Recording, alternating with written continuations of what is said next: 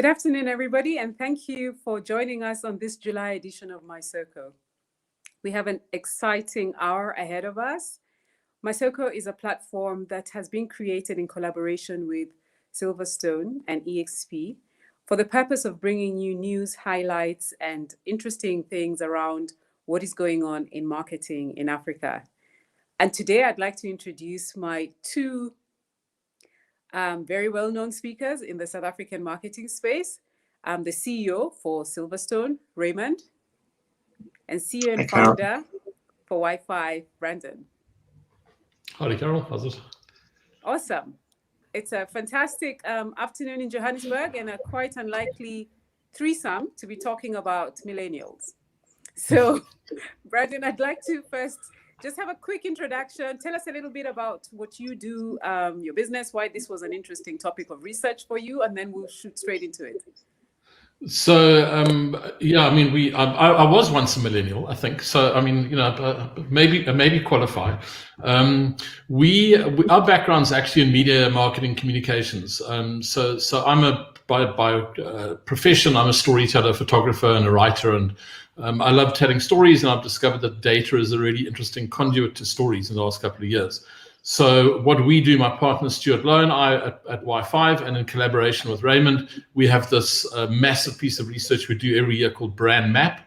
It's a study of like 30,000 South Africans, so it's a massive piece of work, and it has a specific context to the landscape. So it's a study of the middle class and up. So probably top 30% of South Africa by income. And the reason why the whole millennial discussion is so important is, as I'll show you, we've got a couple of slides that illustrate the point, that there was a time in the marketplace when everybody was keen to have like a youth strategy. You know, it was all about, well, if you don't have a youth strategy, you're not prepared for the future. And literally over the last 5 years, that conversation from our side has changed in the marketplace to saying to people, your youth strategy is your strategy. You know, if you want to have an old people strategy or a boomer strategy, go right ahead. But if you don't have a youth strategy, what you're misunderstanding is that because of the shape and size of our society, in particular, in this country, your youth strategy has to be your strategy because it's the major part of your market, almost irrespective of what you're selling. Awesome, thank you. Raymond, you're quite well known in the MySoko circles. So you want to tell us a little bit about yourself and why you thought it was important to partner in this piece of work with Wi-Fi? Well, I can tell you that, you know, the partnership with Wi-Fi has been, you know, a bit of a shock in the sense that the Brand Mapp survey is literally the biggest piece of work that we do annually on a mobile platform basis. We are surveying about 70,000 people. We literally invite millions of people to participate. 70,000 people start with the survey. And, you know, this year, in a sort of a bumper year, we've had 33,000 completed respondents that are representative of the South African middle class. So adult earning over 10,000 Rand a month in the household. And to have those people spending 30 to 45 minutes on average answering more than 200 questions, it's just a massive piece of work. There's literally 10 million data points that gets collected. And then processed through data science. It's massive. That's fantastic. So I think that... Well, it's fantastic for us. It's not great for Raymond's hard drive and the cooling system around his hardware. Yeah, I put my server here behind my chair. Yeah. So we can proceed with 100% confidence that the data that we're about to see is not only recent, it is of high integrity, and it is completely representative of what Brandon likes to refer to as Afro-millennial. So Brandon, let's talk a little bit about that. What is an Afro-millennial? Yeah, so first of all, let's be absolutely clear about the 10K mark here. So we're talking about everything we're about to discuss relates to the top 30% of South Africa by income. So unfortunately, there are other people who specialize in understanding the 70% of South Africans who live in households earning under 10,000 a month. Our speciality is over and above that. So it's effectively the entire tax-paying community of South Africa. Those people who are privileged enough to pay tax, if you know what I mean, privileged enough to earn enough to be able to pay tax. A pretty important segment, though, I would say. So the Afro millennial, if you go to the I think it's the next slide. This is there's nothing ethnic about Afro. There's something geospecific about Afro. Afro is used as it's a little bit like, I sometimes call myself a capo South African, as in like everything I say relates to the fact or Latino American. Exactly. I'm deeply affected. Yeah, it's the portion of South Africa that clocks out at 3 o'clock on a Friday and start drinking wine, and then tell us about it on Monday. Capo millennial, that's me. When it's not a ban. So the Afro prefix simply means pertaining to or from an African perspective. And millennial is this kind of, it's probably an overused term. I'm not really a huge fan of segmentation models in general. The millennial idea, though, is that there's this point in time that we can find globally where it made sense that you have this group of people who are thinking differently. And in its broadest sense, millennial tends to include everybody under that age. There's a slight difference there now, but here's why it's important in South Africa, right? So if we call 1982 as like this globally recognized beginning of the millennial generation, and I think we have to understand that from a South African point of view on two levels. One, as consumers who were free to act and think and exist, and secondly, as people who had access to technology, because the South Africa's sort of slightly unique, mad history put us quite a long way back technologically. I remember going to the UK on a rugby tour in 1982, and people couldn't believe we'd only had TV for like 8 years. Like the children that we met had all grown up with TV, and we still remembered the test pattern. So it's these points in time are kind of important. So 82 in South Africa is super important. If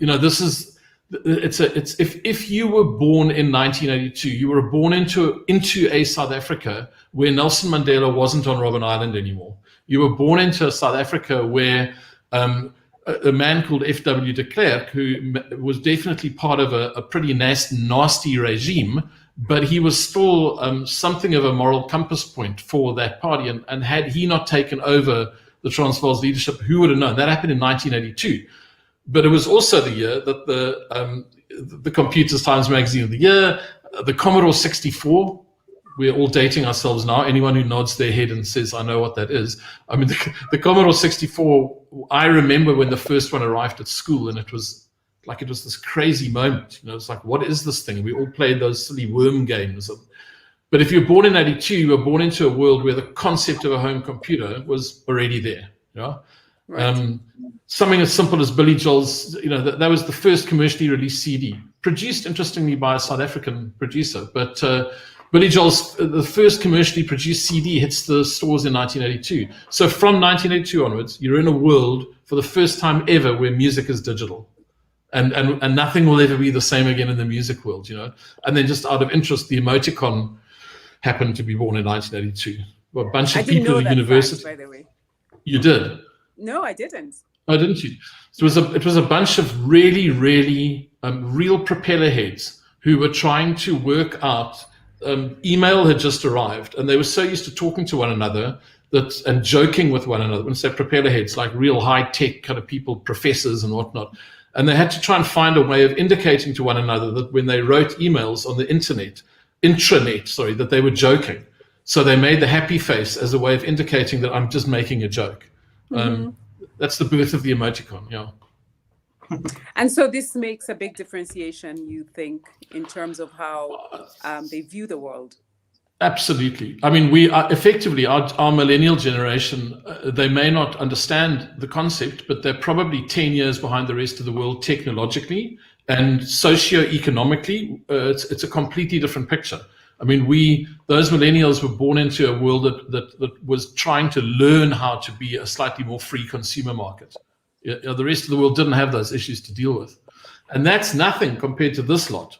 So this would be lumped under the general millennials and under the Generation Z or Generation Z, or as I like to call them, those of you who are listening, Generation Me. This generation is completely different. So this is the born freeze. And there's nowhere else in the world where a generation was born into South Africa's changed from an apartheid regime to democracy. There's nowhere else in the world, It just so happens that in 1994, there was a lot of other stuff happening in the world that made it quite a pivotal kind of era. And most importantly, in tech. I mean, look at these things that happened in tech in 94. So if you were born in 94, not only were you the first generation born into a free South Africa, you were also the first generation born into a mobile South Africa. Isn't that a weird? So people forget that our mobile networks launched in the same year that the democracy arrived. So I think you have to overlay these things if you're trying to understand consumer groups and consumer behavior in South Africa. It's putting a socio-political lens on things. Whereas in the rest of the world, I think millennial generations they define themselves slightly differently, I think that's absolutely right, and quite an interesting point, because history always has an impact. You just forget that there were many small things that happened at that time to create what you probably see in another 10 years. So it's a very important part of kind of painting the picture around what we're going to see that the research is uncovering. Now, talk to me about this fantastic picture. Yeah, so I suppose part of the more recent part of that journey would be, I think we forget very quickly, we're just human, all of us, and we have this amazing tendency to kind of see what's in front of our faces and think that that's the way everything is. So what I love about COVID in the last year, not what I love about that sounded awful. What I find interesting as a market analyst, the number of people who use this language like, COVID caused this, or this has happened because of. But the reality is that the world was pretty messed up before, January 2020. We were not in a good place. I always throw this picture out to remind people of it. This is April 2019.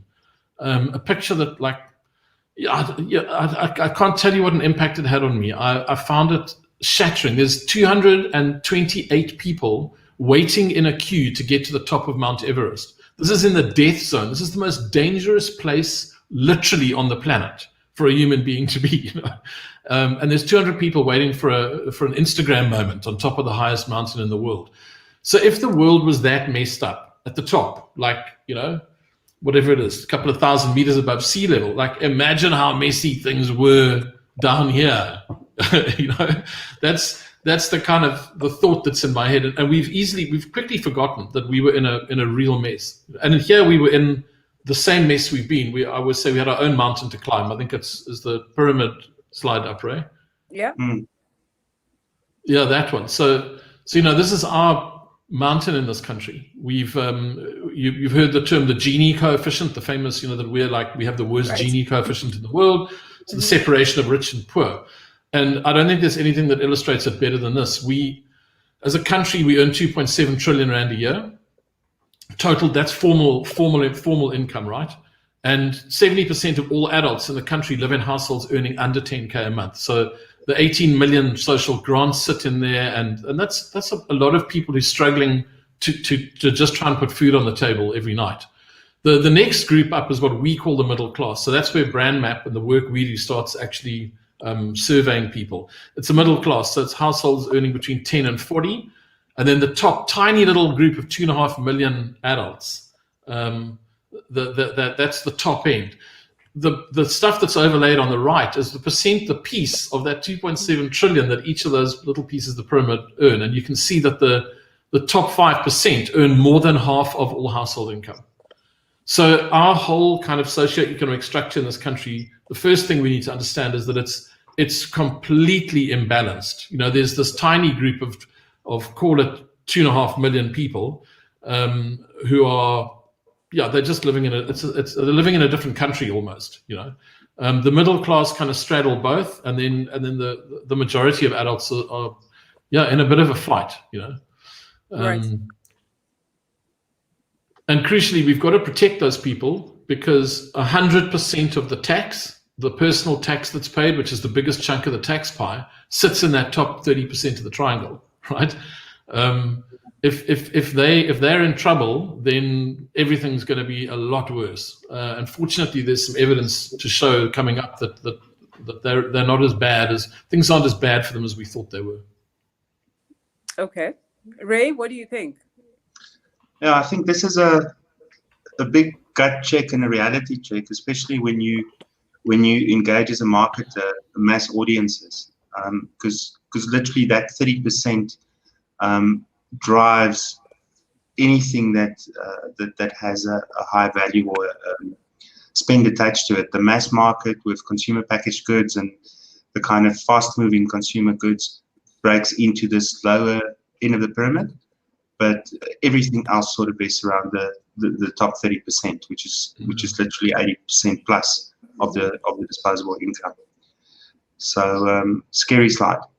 So, and I guess the picture we always like to sort of throw at people is whatever you're doing, whatever your marketing activity, your service, your product, your job, your whatever it is that you're trying to do, you can almost take your finger and go and put a point somewhere in that pyramid as to where you think you sit. Where does your target market sit?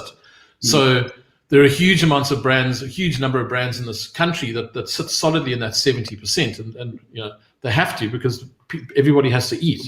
But if you're like Audi or Tag Heuer, you're not interested in anything other than probably the little piece of gray there above the 5%.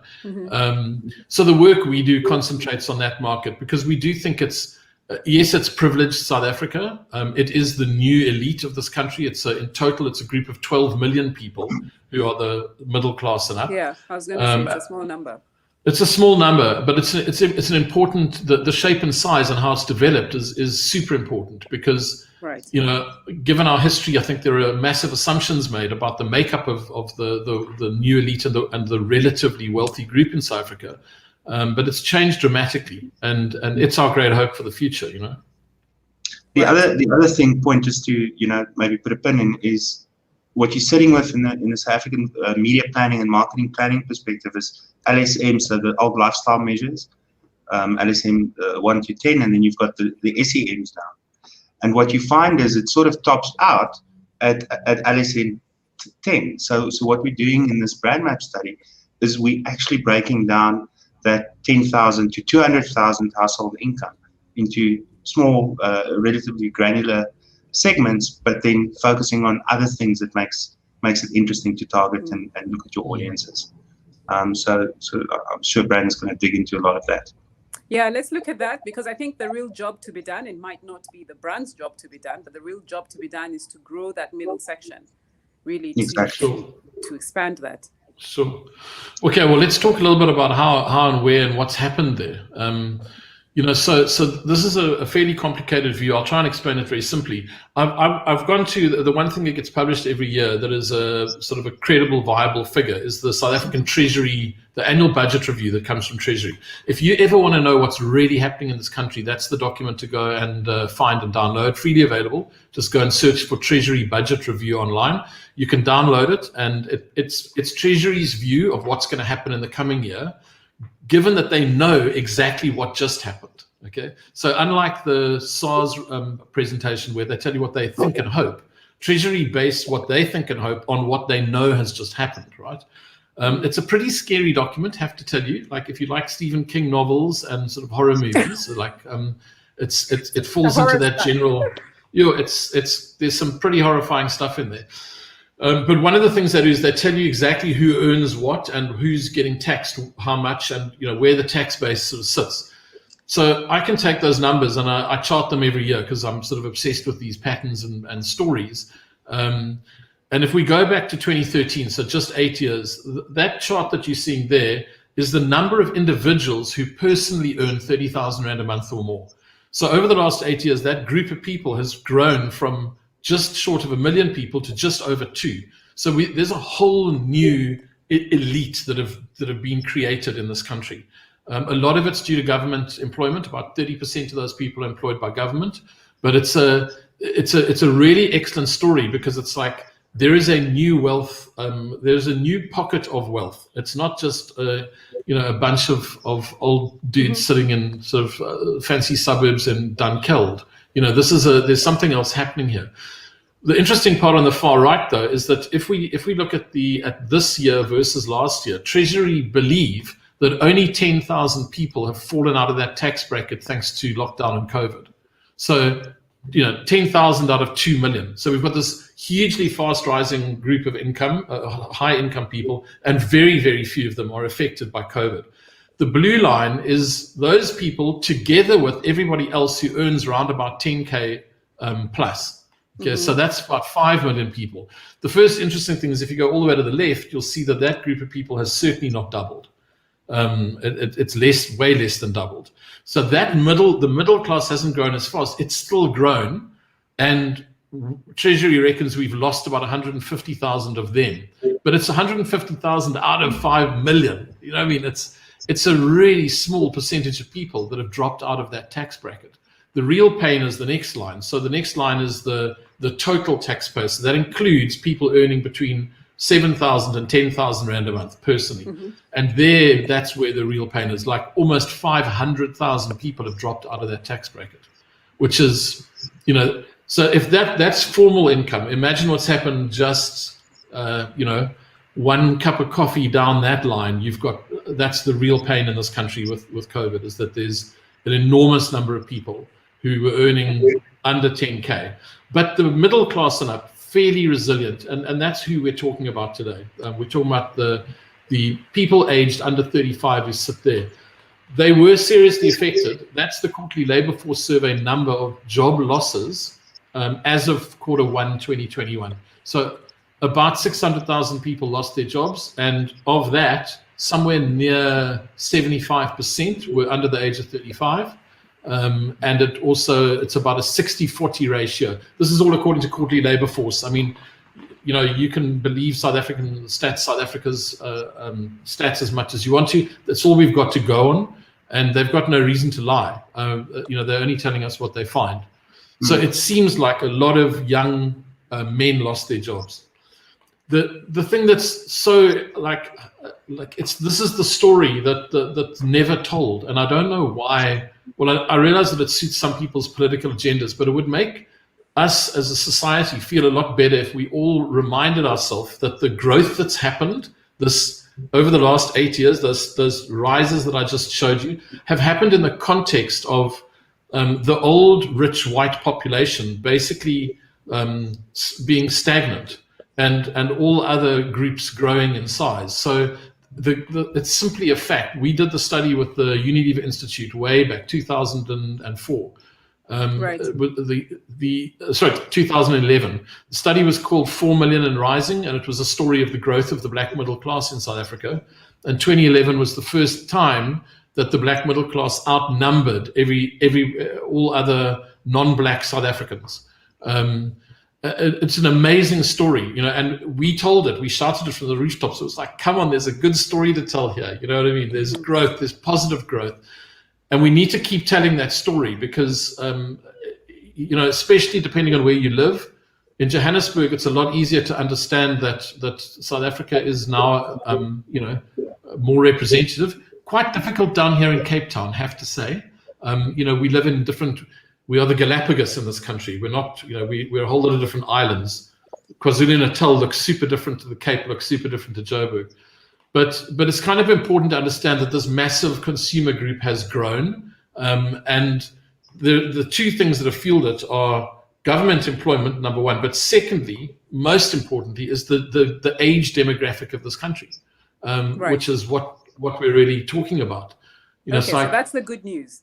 That's the good news. Yeah, the good news is that there are a lot of younger people who have entered the workforce and have entered at reasonably high levels of income, so that this middle class it's certainly not what it was in 1994. You know what I mean? The middle class in this country is a very different dynamic. Correct. Yeah, and I think just to call out the 63% that it now is, the 7.6 out of the 12 million being Black is a significant portion. I mean, it's almost proportionate. Well, I mean, we would have had to try incredibly hard as a country for that not to happen. Do you know what I mean? This is what it's what I keep saying to people. It's like, I tell you what, if you are a South African brand and your audience is still old and non-black, you've done something radically wrong. Like, I don't know how you do that. It's almost like you've managed to contradict the normal machinations of the marketplace, you know? Yeah. So the median age is at Sorry, I'm just going to close 27. this. I was wondering where my skater went to. Oh, no, sorry. Oh, My surfer. oh, There's my surfer. there's your surfer. Okay. So Okay. this is an Just trying interesting to get- chat. Yes. This is an interesting chat and an interesting chart. Okay, so let me unpack this for you. So this is what's called a population pyramid graph. So the way that this normally works is you normally see it the other way around, like so it's standing on Right. its head like a spinnerette like this. And what it does is it breaks the population down into 4-year-old age bands. And then you stack those age bands on top of one another, and you can very quickly see where the bigger areas of your population sit. So this is simply one of those graphs laid on its side. On the left-hand side, you've got 0 to 4, etc. And then far right-hand side, you've got the older age cohorts. Right. So when you put the actual population numbers against it, you start getting a pattern. Now, if you look at a country like Japan, say, or Italy is a great example. In Italy, this what you're looking at here would be almost flat. Right. Yeah. And one of the reasons why they were in trouble with COVID, because 65% of their population over the age of 65. No wonder they were so, I mean, they had a massively impacted. In South Africa, we have a different shape, right? So if you can imagine turning this the other way around and putting both sides in it, we call it a Christmas tree shape. So Christmas tree is a classic shape for a developing country. You've got very high birth rates because of low standards of education, and you've got high death rates as well. So people die quickly and are born fast. And what you land up with is this Christmas tree. Japan has got a shape like this, and you'll find countries, some of the Scandinavian countries are the wrong way around. They're top heavy.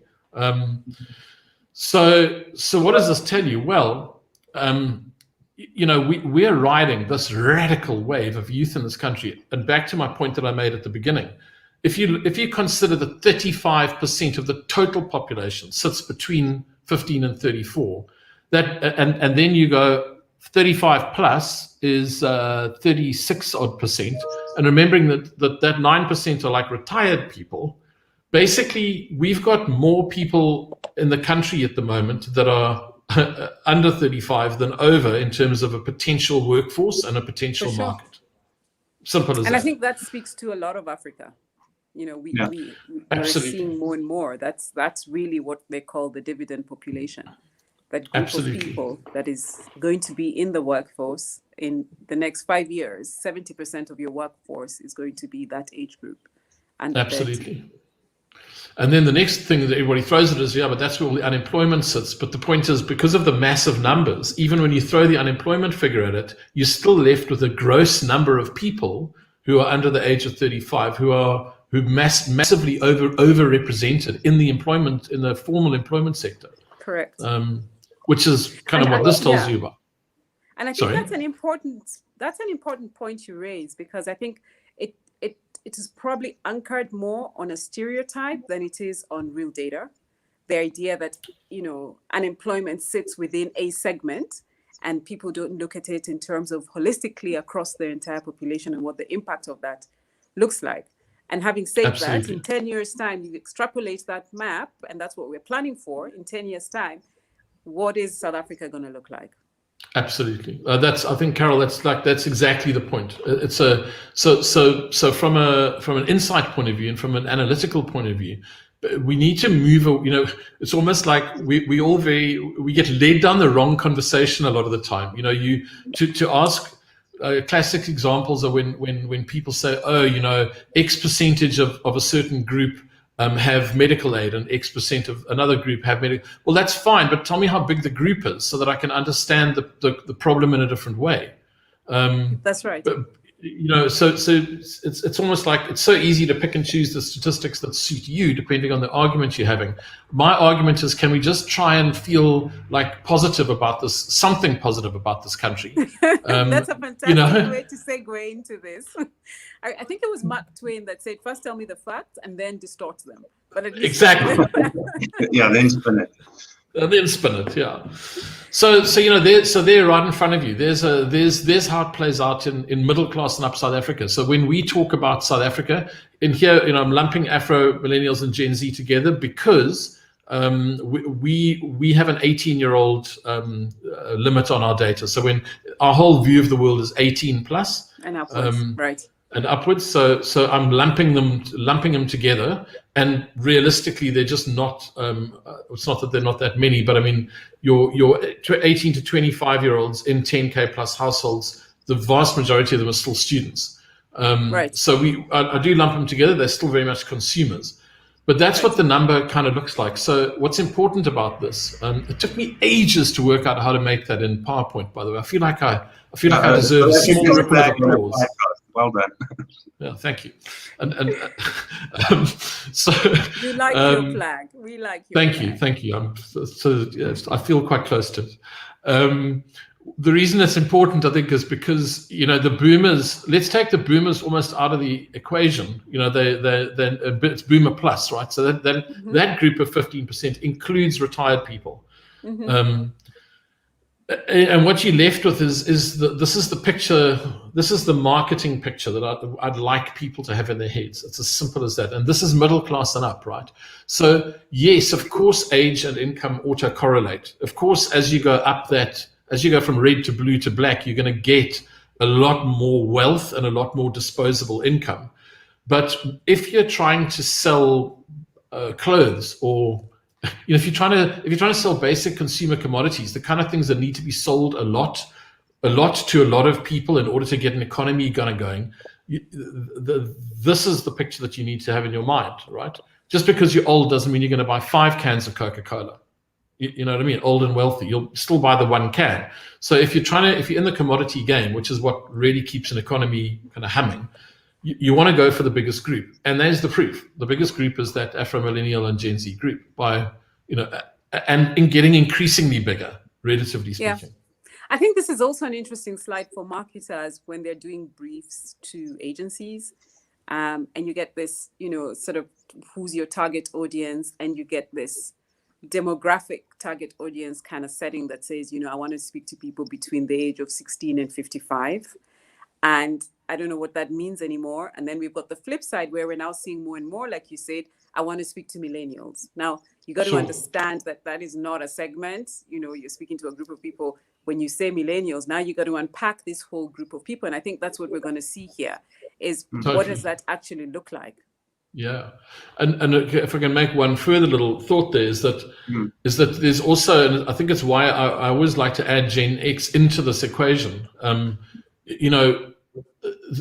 The challenge with the millennial Gen X discussion is that a lot of the time millennials will behave like Gen X and Gen X will behave like millennials. It's a simple fact that if you're 50 years old in this country, you are more of a digital native when it comes to a mobile telephone than Generation Z. You've been using a cell phone for longer than they've been alive. So, right. So we got to be a little bit careful about how we use this information.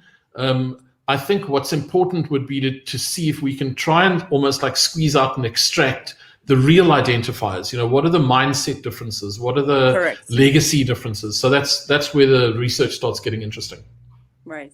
Cool. So now, so you've basically painted the picture now, and now we're going to get into like the differences of what drives people at this level. Sure. So here, this is all of these slides are in the same format. I call them infographics. This is the original infographic, by the way. An infographic, just so everybody knows, is a graphic representation that makes it easier to understand complex information, not more difficult. So like the bar chart for me is going to be like the ultimate sort of the ultimate infographic, yeah. And I'll tell you one. In all seriousness, one of the reasons why is if you look at graduate, for example, and start a business, what I always look for in data is these. I call them ski slopes. So anything where you have like a clear staggered effect, where you can look at something and go, okay, so if the bar on the left represents Gen Z, the bar in the middle is Afro Millennials, and the one on the right, so it's getting younger to older, left to right. So the moment I see these shapes that are clear, I can make statements like, it's a bit of a boring statement, but the desire to graduate increases massively as you get younger, or decreases massively as you get older, of course. Right. So that's not interesting, but it is kind of interesting that, and neither is renovate my own home, but look at start a business. That is quite interesting. So it's interesting that we are in a time and place right now in this country where the younger you are, the more likely you are to want to start your own business. That's fascinating. And again, that's a reasonably Afro-millennial mindset, I think. I'm not sure that in corporate run America, I don't think you'd get a similar result. In fact, I've seen similar results from Europe, and you don't really get a similar result. Not a you see it slightly older into the millennial age. Almost normally the other way around. Yeah. That's right. So this is something's happened here. Something, I think we know what's happened is that we live in an incredibly volatile socio-economic environment. Job losses. This research is tapping into a place where 1 million people have lost their jobs. Well, I am, and I say it with all lightheartedness, I am hoping that start my own business is not be a YouTuber. Yeah, it doesn't add a lot doesn't add a massive amount to the production capability. Yeah. Now the thing that catches my eye on this is if you look at the millennials, the kind of things that they're aspiring to do all costs a lot of money. So change my car, buy a house, start a business, have a child, get married. So these are things that puts a lot of pressure on you financially, compared to the Gen Z guys and the older people. Right. So it's also, and I think the other thing is that when you look at that Afro-millennial kind of, that's a big peak, as Ray is saying. Those are 4 pretty big markers in the sand there. So that's the beginning of the wealth journey, right? I mean, I'm an Afro-millennial. I've graduated. I'm going to start working now, and there are a hell of a lot of influences around me that show me the life I should be leading. From TikTok to all my other social feeds. I know exactly what car I should be driving, the clothes I should be wearing, and the lifestyle I should be living. And man, do I aspire to it, So and there's pressure. And there's huge pressure, yeah. Well, we are. The title of this presentation remains the same. It's hard work being an Afro-millennial. You know what I mean? You got to. It ain't all roses out there. No. This is lovely as well. Just tapping the mindset of our country.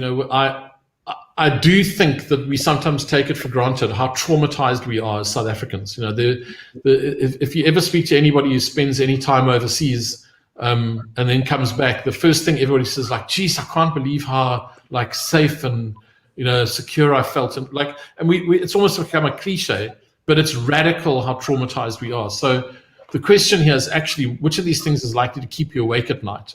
And the vast majority of people tick crime, corruption, and government incompetence. So what's quite mad about it is that for the first time ever this year, we obviously had to put in COVID and pandemics, right? And it still comes in 4th place. So 4 million people have died. You know what I mean? There's I've got friends in hospital as we speak. It's incredible that we live in a country where everybody didn't just tick COVID. But they didn't. There are things that concern us more. And when you look at those millennials and the younger groups, there's not the numbers are a lot. It's like 60%, 80%. Yeah, absolutely. Yeah, it's massive. I did think though that there's a possibility that people see COVID as quite recent, and 2, there's massive effort not just locally but globally to deal with it. Whereas things like crime and corruption have been going on for as long as they've been born. And there doesn't seem to be, a specific initiative or an end or the sense that there's no solution. There's no light. Yeah. Well, and perhaps it's also that they're just deeply ingrained in our psyche. Deeply ingrained. I mean, it's the corruption is such an interesting word to put into the conversation. I said I wasn't going to talk about it, and I'm not going to talk about it because today of all days we should be talking about it. I'm not going to talk about it, but it is quite insane that I think if imagine asking this questionnaire in pretty much anywhere else, and putting the word corruption in, I think a lot of people might have to think twice about ticking the box. We don't even have to think about it. It doesn't matter how young or old you are. Man, we live in a corrupt place. So yeah, it's a little. So here's the insight here from an Afro-millennial point of view. It's like, this is the world that we are now expecting these young people to deal with. So it's not. So not only are they trying to keep up with the Joneses on Instagram, but they're also lying awake at night worrying about whether they're going to have a job next year, worrying about whether the world's going to turn us into a pariah again because we're so corrupt that they don't want to deal with us, worrying about things being stolen and crime. And wow, this is a challenge. On a little bit of a lighter note, there's a couple of interesting ones here. If you just look at the peaks of the Gen Zs, so for instance, the rise of artificial intelligence, being much more aware of those kind of technological risks that's going on, geopolitical tension. Food security is an interesting one.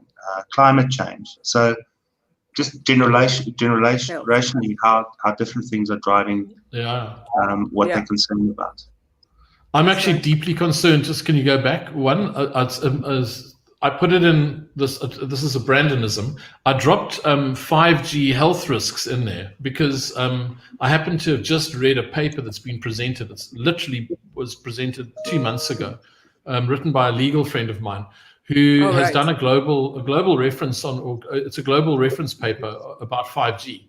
And I mean, do you know that Putin has stopped the rollout of 5G in Russia? That's how worried Vladimir Putin. Now, when Vladimir Putin is worried about something, I think, is worried about the health of the people, I think you've got to stop and go, like, have we done our research on this thing?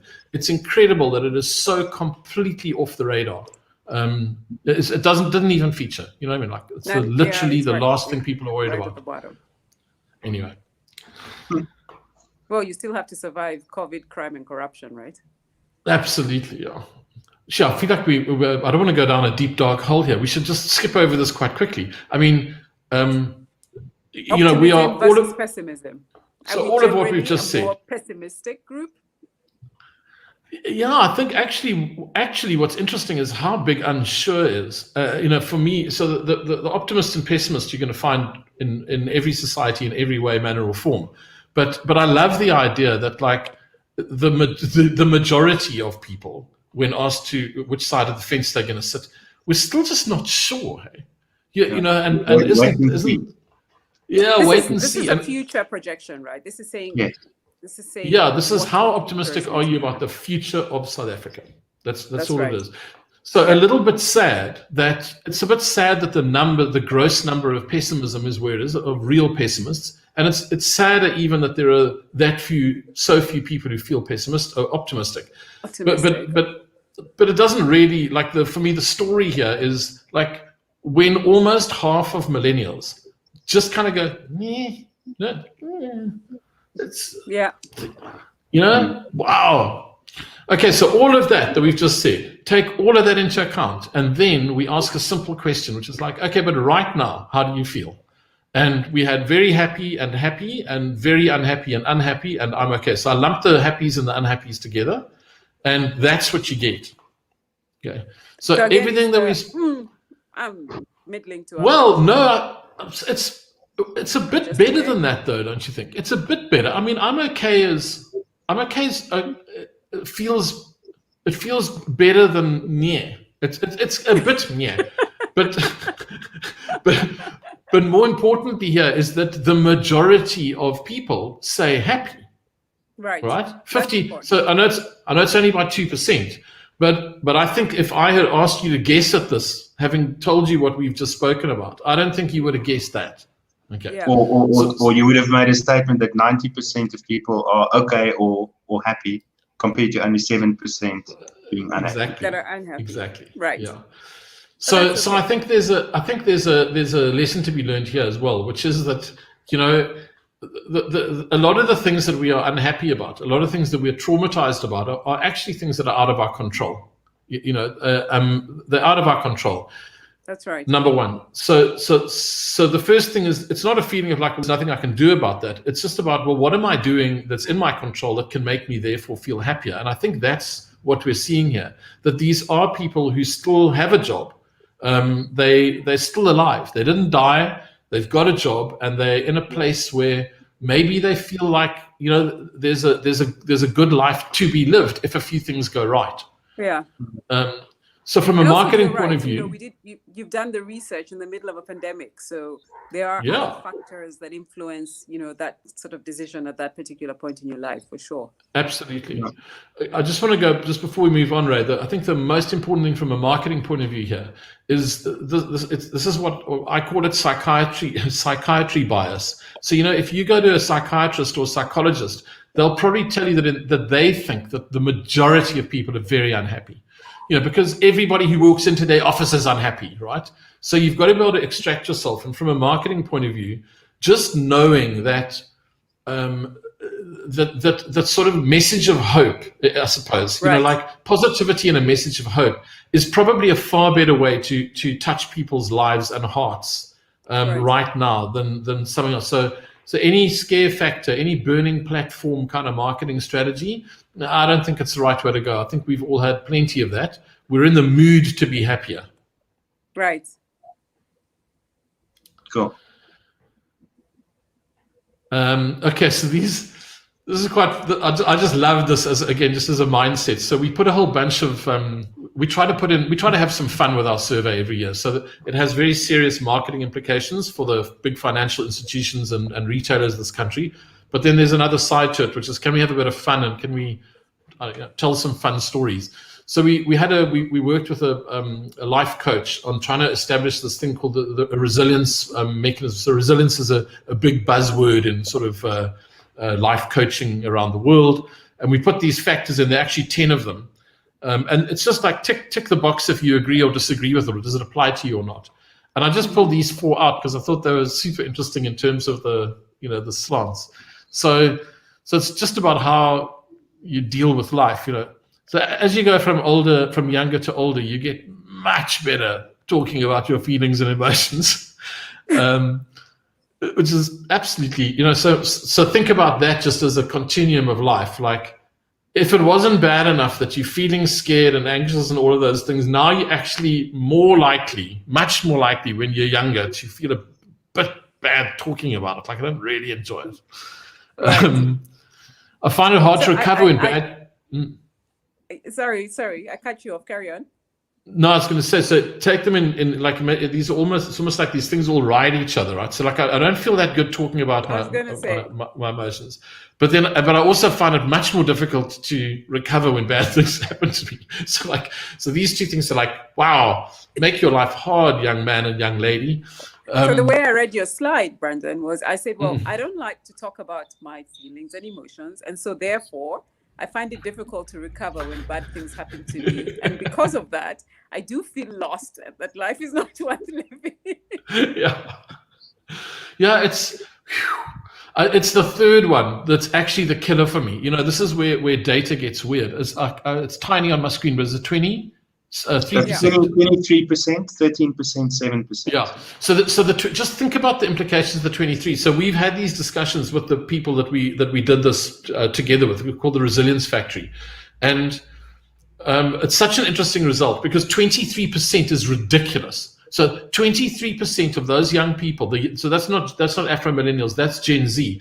But Afro Millennials are also like relatively much more likely to tick that box, right?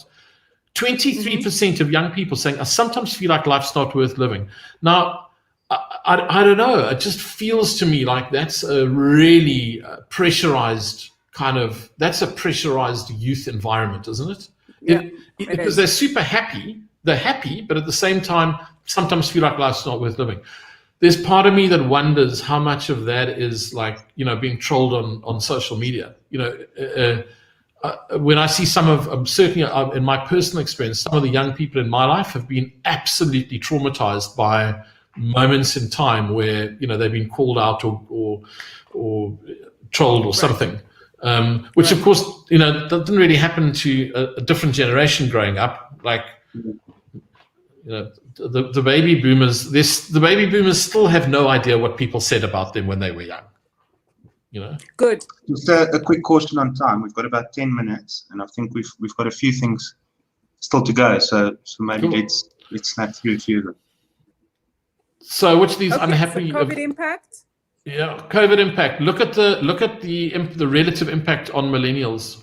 So we're only 5%. So this speaks back to those earlier slides about the total economy, right?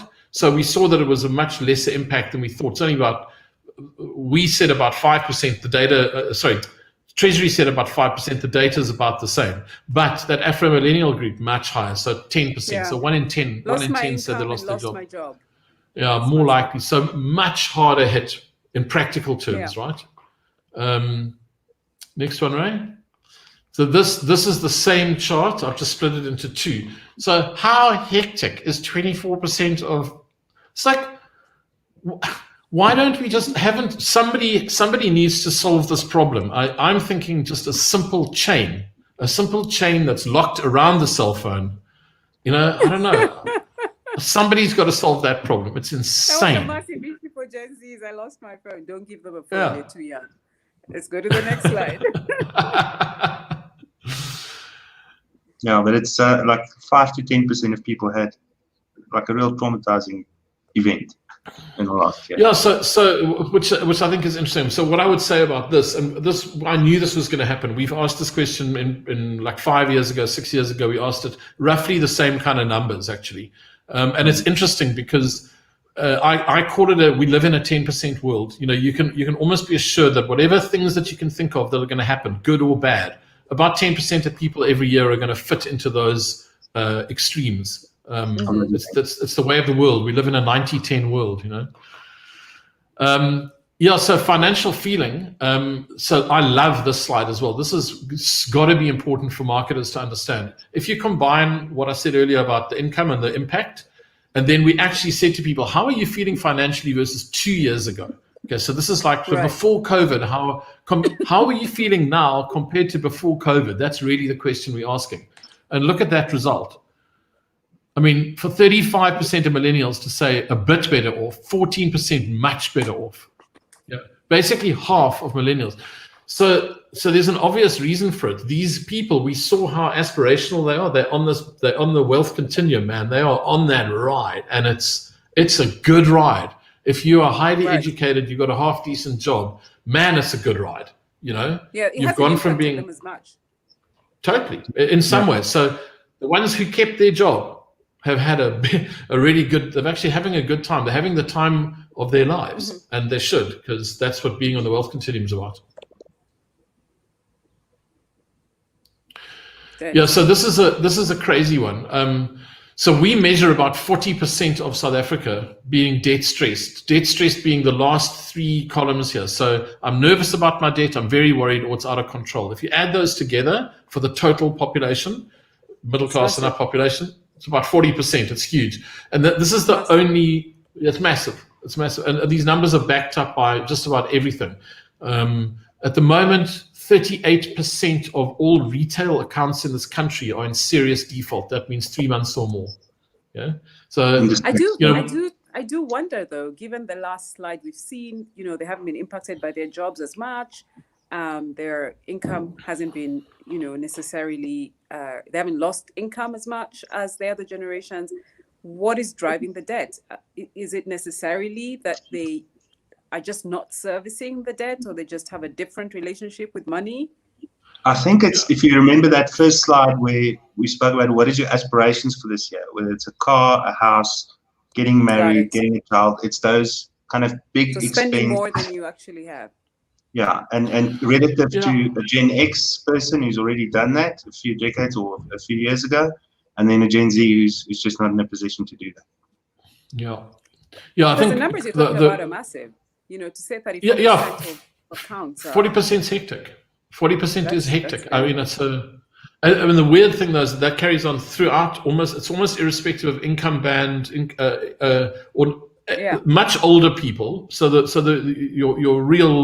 silent generation, retired people, will look a little bit more like Gen Z here. they'll tend to not have any debts anymore. So the debt trap is in order to get your life to live the life you feel you deserve. That's where the debt trap starts getting you. But the millennials are the highest in the debt trap, all of them.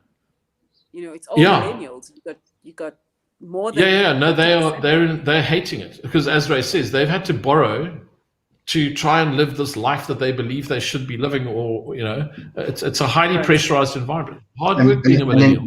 In that respect, South Africa compared to other African countries where it's harder to get debt.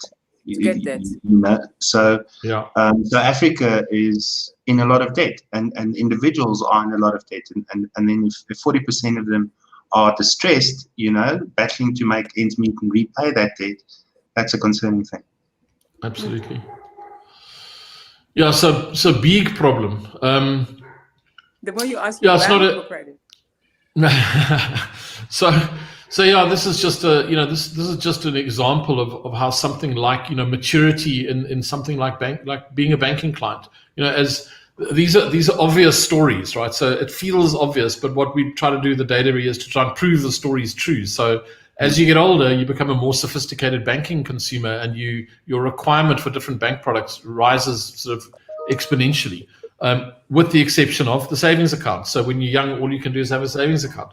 So sometimes the data just tells you stories that you instinctively know, but it's nice to kind of have the picture so you can quantify it.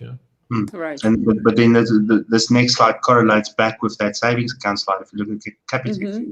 Absolutely. Yeah. So Capitec are the two biggest winners in the financial world in South Africa for me are Capitec and most recently Easy Equities. These are two institutions that have understood that you're talking to young people without necessarily a massive legacy of understanding financial products and banking institutions, but they're not stupid. They're highly educated young people. They don't want you to talk down to them. They just want you to demystify and be transparent. And that's what Capitec's done. And provide a product that's right for them. Absolutely. Talk to me in my language, man. And Capitec has knocked it out the park. They're just extraordinarily. I think I don't know how much. I don't think we're going to be able to. We don't really have time to get into the media side of things, Ray. But suffice it to say that we've got quite a lot of data showing millennial sort of habits, or showing young people's habits and how they differ in terms of media consumption. And all I can say is that just about everything that you would imagine is true about millennial, that you think is true, kind of is. They're gonna be spending money in the way that they can. So something as simple as mobile spend. It's like they don't have the money, the youngsters. Most of the time, that's probably being paid for them by their parents. So this is a known behavior. When it comes to things like what's the next one? I think did I put maybe keep going through that. I just have a kind of a comment here. We did a lot of work with Nokia about 5-6 years ago, and to not see a Nokia here is just insane. Yeah, well, I mean, just a complete lack of understanding of how to talk to young people, I think. I thought this was an interesting one, the idea of podcasts. Yeah, so this is, I mean, I guess this is, we probably time up, so maybe we should stop on this, and I'll just try and unpack the thought. Is that this is where the whole world of media, I really think, is a strangely shaped one. I really do believe that the generational gap here is one where the Gen Z and Afro millennials are leading everybody else into the same behavior, because it's completely logical and rational and sensical. Okay, so when you look at something like YouTube videos or podcasts, younger people will listen to more podcasts. When you look at YouTube videos, it's a primary search tool for young people. And now it's has fast become a primary search tool for older people. So this is the whole world of media is a really cool place to analyze, because what I see is the younger generations kind of leading those media platforms and channels. And it's almost like everyone else has to follow suit. So, you'll be left behind. Right. Look at I think that was an interesting chat. Channel. Just before we close, I know we're coming up to the top of the hour, but Brandon, you were going to make a really interesting, here it is. And this whole concept around what is traditional media. Do you just want to talk about that? Sure. So, yeah, so I come from I've spent my life telling stories in magazines and newspapers and radio and television and, what we call the traditional media. And it's interesting how those traditional media platforms are actually evolving. So if you look at something like newsprint, to try and tell Daily Maverick that newspapers don't work anymore. You know what I mean? They've gone from a circulation of 16,000 when they launched to just over 35,000 now. So there are ways of changing media, but we have this idea that digital media is all new media. And it was quite a few years ago already when we started going, yeah, you know what, this Facebook lark it's interesting, but it doesn't tap into, there's something missing with it, So I love the idea that Facebook is still important, but it's only important because everybody's on Facebook. You with me? Right. So because everybody still does it, it's like having a checkbook. But look what just happened to checkbooks. There was a time where everyone who had a current account, you got a current account because it meant you got a checkbook. It was like a marker in time. Facebook was like, well, if you want to be part of the modern generation, you got to be on Facebook. I see that's definitely going to start slipping away. And for the first time, when we see the Gen Z platform selection, the idea that Instagram should be that much more important than Facebook is absolutely telling. I think it's crucially important to understand that mechanism, yeah? Right. And radio. So, Brandon, just a few quick questions. If anybody wants to have a more in-depth view of the deck, how do they contact you? Is it available somewhere?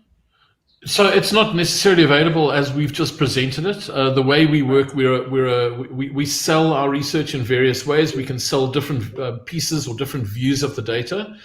Typically, what we do is I'll take a view like I've just shown you, and I'll run it through the entire data set, and we sell that at a fixed price.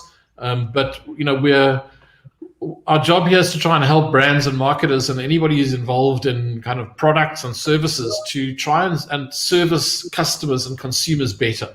That's kind of our little place on earth. So however and wherever we can do that, even if it's, being paid to talk to your to a group of people or clients or your company, we're up for just about anything. I think something interesting, Carol, and Brandon, maybe to highlight, is the fact that there's more than 1,200 brand filters built into Brand Mapp, hence the term Brand Mapp. So you can say, how does an Audi owner compare to a Samsung mobile, and right. you can find those. You can find those cohorts and addressable target audiences beyond just looking at income as a main discriminator. Yeah, the data is like infinitely pliable. It's like it's sort of, imagine about how many data points, around 10 million. So imagine 10 million Rubik's cubes all joined to one another. That's kind of what we can do with this data. We can create any view you want, and then we can describe those people or that group of people in detail. So yeah, that's what we try, and the joy we try to bring to the world. Awesome. Look, this has been extremely insightful. I think that everybody who's been on this show would agree with me that this presents a completely different thought and map for what we see traditionally in terms of understanding this cohort. There is a lot of data in here. I will send out the details for both Brandon and Raymond for those who would like to have a deeper dive. But I think from us, thank you very much. I know we've gone a little bit over the hour, but really appreciate your time. Awesome. Thanks so much. Thanks, guys. That was good fun. Thank you. Cool. Cheers. Bye.